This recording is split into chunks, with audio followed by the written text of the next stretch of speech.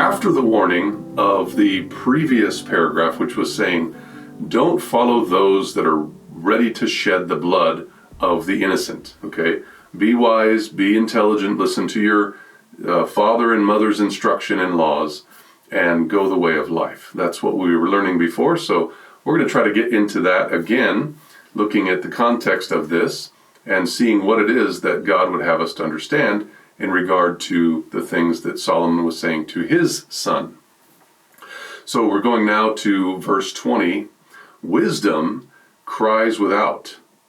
Now, wisdom is personified really in the book of Proverbs, but it's not necessarily so. It's not as though wisdom is a being, because, like, for example, wisdom is a word that you can highlight and actually triple click and find is a Hebrew word. Okay, that's the word there, and this is what it is in the Hebrew, but I'm not going to try to pronounce that. But the word cries is there, so wisdom is calling out. It's not like crying as though you're crying in pain or in tears, but you're crying aloud for joy, you're joyful, you're making a shout of some sort, you're rejoicing, you're singing aloud or triumphing. That's why wisdom is crying without. It's not as though wisdom is tearful. Wisdom is excited and joyful. And she's without. She's not within. She's abroad. She's in the highway. She's outside. She's on the street or without, right? So wisdom is joyfully yelling outside where everybody can hear. Now, wisdom is referred to as she, but notice she doesn't have any kind of blue behind it as wisdom crieth without does, because she is simply a translation of a personification. Now, what do I mean by this?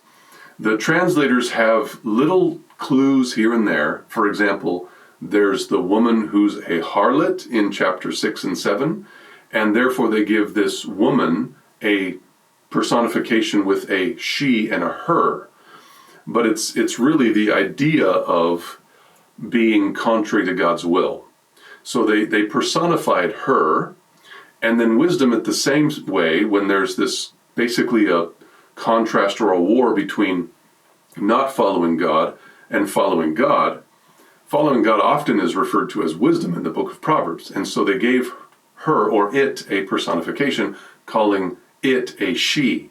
Okay, so wisdom is not female necessarily, it's not male necessarily, but they have given it a she so as to kind of put a face on it, so that we're looking at these two women through the book of Proverbs. And it's I think, a better way to do it, so I'm glad that they did it. But wisdom cries without. She's loud. She's wanting everybody's attention. She's happy. She's excited. She utters her voice in the streets.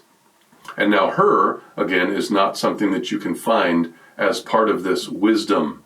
Okay, so she and her are simply put in there as a result of the translators trying to personify. So she cries out with her voice crying aloud in the streets. Outside, she wants to be heard. She, again, not highlighted as a word that's in the Hebrew, she cries in the chief place of concourse.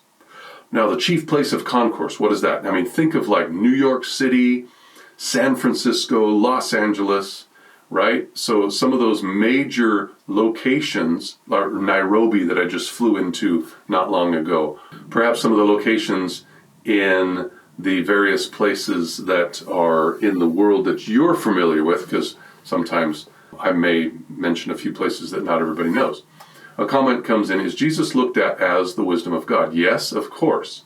And we'll be getting to that more in chapter 8. Right now, it's just wisdom crying without, and I suppose we can talk about that. We could look at 1 Corinthians 1:24 and 30. It says, Christ is the power of God and the wisdom of God, right? So now why? Well, because Christ gives the spirit of truth. Christ gives the spirit of wisdom. Christ is the wisdom brought forth from the Father. In the Old Testament, in the book of Proverbs, the wisdom is personified. Some people have a real struggle saying, now wait a minute, why would wisdom be a female in the book of Proverbs, and you're trying to apply it to Christ? We'll get to that too. But see, right here, as we're looking at verse 30, of him are you in Christ Jesus, who of God is made unto us wisdom. So Christ of God is made unto us wisdom. So Christ is wisdom, right there in 2 verses there in 1 Corinthians chapter 1. Thank you so much, Spitfire Jim. So wisdom cries without, she cries in the chief places of concourse. So basically, like in the locations of the major places of concourse. What is concourse? Well, it would be like in a great area of commotion or tumult, where lots of people are, where it's clamorous, where it's loud, people are moving, there's rage or roaring.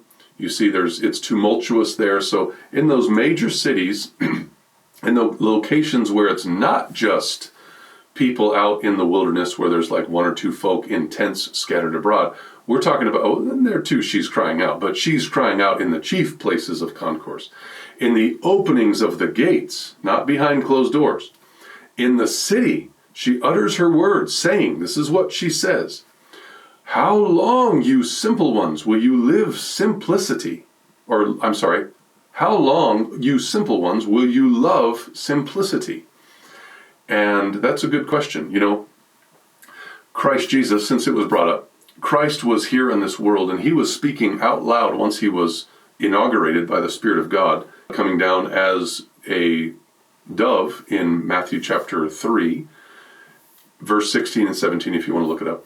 But so the Spirit of God came down and inaugurated him for his ministry on the earth, and he was in the broad places speaking to those that were willing to listen. He was not quiet. He was wise, as wisdom is wise. So he wouldn't always speak out loud, but there were times where he was very, very vocal and letting people know, standing on the top of a mountain speaking to 5,000 men that came around, not including women and children, telling them all about the kingdom of heaven. And so he was doing what he could to be like wisdom, crying out in the public. And so we can see that we would want to do the same thing as well. And so wisdom is in the streets witnessing for his Father, right? And we're going to say in this case, her Father, because that's how the Bible refers to it. How long, you simple ones, will you love simplicity? And the scorners delight in their scorning, and fools hate knowledge. So simple, that's what he's yelling to, or she rather is yelling to. Scorners and fools, right? And so anyone who's listening to wisdom crying out is going to be somebody not as wise as she is. And anybody who turns away from any kind of, how would you say, counsel or instruction, direction, wisdom, truth, any kind of that terminology would be considered simple, a scorner, or a fool. And so what the wisdom of the Bible is doing is speaking loudly as much as possible, which, by the way, includes you and me. Not that we're the simple necessarily. We're the tools by which wisdom can cry out. Wisdom doesn't float around by itself, right? Wisdom is in things like books or experiences or people's minds, your recollection, your maybe videos or even songs, some kind of email, phone call, text, whatever. Wisdom can be brought through that way. Instruction, direction, information can be sent through mediums or agents like you and like me.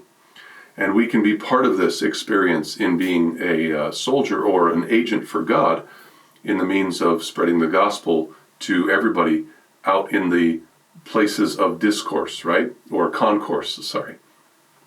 So we don't want to be the simple, the scorners, or the fools.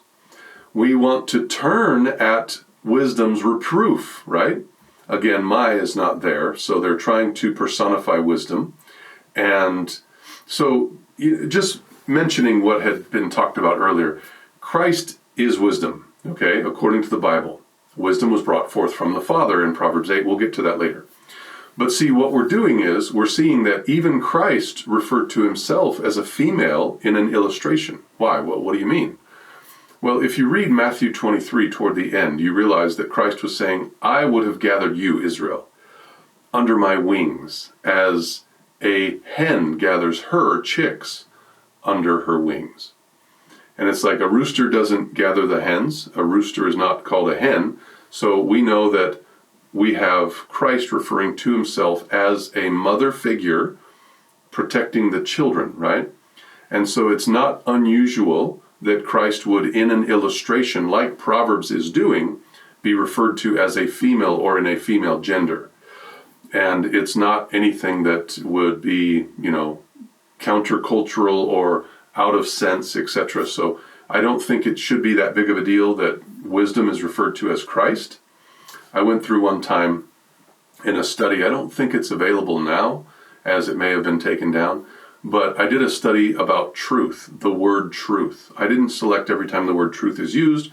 Sometimes there was redundance, but I went through and found that every time I highlighted that word truth in the Bible, you could put a name on it. And the name was the Son of God or Jesus Christ, right? And so when you put that name on the word truth, it makes a lot of sense. And so if so many times the Bible refers to the word truth as Christ, and only one time really does it say that truth is Christ, for example, when it says, I am the way, the truth, and the life, everybody will say, well, yeah, Jesus is the truth. He said it right there. Well, why is it so easy to bring the name truth to Christ when literally twice as many times the Bible uses the word wisdom for Christ, and we have such a hard time putting the word wisdom to Christ, whereas the word truth, no problem, that's Christ. Wisdom, it's a little different. Why? Well, because wisdom came forth from the Father in Proverbs chapter 8. So, it proves that it's very difficult to accept the real clear reading of the Bible when tradition is involved. And so, I just wanted to bring that up because thank you, Spitfire Jim, for bringing that to my mind. And also, wisdom is known for children, according to Matthew chapter 11, I believe it is. And that would be referring to Christ as well, being referred to as wisdom in that context. So turn you at my reproof. Behold, I will pour out my spirit unto you. I will make known my words unto you. And so I love this. This verse is so powerful. Because here, turn you at my reproof. What is reproof? Reproof are words very often, right? Turn you at my reproof. So I'm going to look at this, and it's argument, which would be in words. It's chastisement, which would be generally by words. It's correction, which could be by words. Reasoning, which is by words. Rebuke, reproof, and then to be often reproved is part of an Hebrew idiom. But what we can see is reproof is generally used by words, right? Behold, I will pour out my spirit unto you. How do they do that? That would be by words. I will make known my words unto you. And by just reading it, it's by words. So reproof, pouring out the Spirit, and words is generally done through the medium of speaking. And that's why I think this verse is so powerful. Because now what we have is the Spirit of God being poured out by His words, which we know according to Deuteronomy 32 verse 2, is by doctrine that the rain comes down. So I've got a message on that if you're interested. And it is, I think, pretty interesting from the Bible. You might want to look at it. It's called the latter or latter rain. There shall come forth a rod out of the stem of Jesse, a branch shall grow out of his roots, and the Spirit of the Lord shall rest upon him, the Spirit of wisdom, there it is, Spirit of understanding, counsel, might, knowledge, and the fear of the Lord. That's right. And Christ fulfilled every one of those. That was a prophecy of the Lord Jesus Christ. Now, so, turn you at my reproof. I'm going to pour out my Spirit and make known my words, because I have called and you refused. That's why you are, as it says up here, simple, you're a scorner, or a fool, right? Because I have called, you have refused. I've stretched out my hand and no man regarded. And that we can see the word man there is not even included in where no man regarded, but it's obvious that no man would be the one referred to because they're the ones that are refusing this information, counsel, instruction, wisdom, knowledge, etc. But you have set at naught my counsel, all my counsel, and would have none of my reproof. That's why you're a fool. That's why you're simple. I will also, as wisdom, I will laugh at your calamity. Now, I will mock when your fear comes. I remember my son many years ago was reading his Bible in the mornings, as he does, as we all try to do here in this house. And it is this verse that he brought up one time. He came up and said, Papa, I don't understand. It sounds like God's going to mock at us when we're afraid, or laugh when we're in calamity. He says, I don't think I understand. And I said, well, that's a tough verse. But in the context of wisdom, you can see that wisdom is offered as one that would correct when you turn away, you go away, you don't understand, you're unwilling to accept, you set it not or would have no reproof, and then you're going to fall. And so in this system where you have a woman who's personified as wisdom, and then you have another man that's personified as the fool or the simple, then of course you're going through almost like this play in words, if you will, where the woman simple is speaking out loud very plainly, and then of course the man, the fool, the simple one, that one that doesn't want to take the wisdom's counsel, is going to fall, and then there's laughter. And so it's more of a illustration and more of a word play, if you will, rather than God saying, I'm going to laugh at you when you're afraid or when you're in calamity. And so I think he understood that in a sense, and hopefully we can understand that as well. There is a comment here. It says, Selah, the seven spirits of God upon his son. Yes. And the seven spirits, I actually have a message on that. If you're interested, you could watch. But you have said it not all my counsel, and would none of my reproof. I also will laugh at your calamity. I will mock at your fear when it comes, when your fear comes as desolation. So your land will be desolate. Your destruction comes as a whirlwind. When distress and anguish comes upon you, then you will call upon me, but I will not answer. They shall seek me early, but they shall not find me. Well, why not? Well, because the Bible makes it clear today is the day of salvation. You might come to a time where you won't be able to call anymore. Like, for example, you might be driving home today or tomorrow, the next day. You might get in a car accident. You might be in a train wreck or some kind of plane crash, whatever. And you won't have the opportunity to come and ask for the Lord to have mercy. And so now is the time of salvation. Today is the day. And I believe that's kind of the tenor of what we're listening to here in this interaction between wisdom and the fool. Okay? So then shall you call upon me, you will seek me early, I will not be found, for that they hated knowledge. That's why I won't be found, because you've already hated what I've got to share, and you did not choose the fear of the Lord. I was talking about the fear of the Lord being generally referring to total conversion. They would none of my counsel, they despised all my reproof, so basically what they treated me like is going to come upon them. Therefore shall they eat of the fruit of their own way, and be filled with their own devices. So this is similar to the Psalms. There is a very difficult psalm where it says, smash their babies on the rocks, right? That's what David is praying for God to do to them. And you're like, whoa, you take that one verse and it sounds like, God, why would you even have one of your prophets say such a thing? Well, basically, if you look at the context, what happened is they smashed our little ones on the rocks. So now treat them as they have treated us. Do that to them. Like, treat them fairly. Treat them the way that they treated us. And so wisdom is crying out the same way. Wisdom is saying, listen, they haven't listened to me, so I'm not going to listen to them. God has said the very same thing to the kings in the Old Testament, where he says, if you listen to me, I will listen to you. Otherwise, it's not going to work.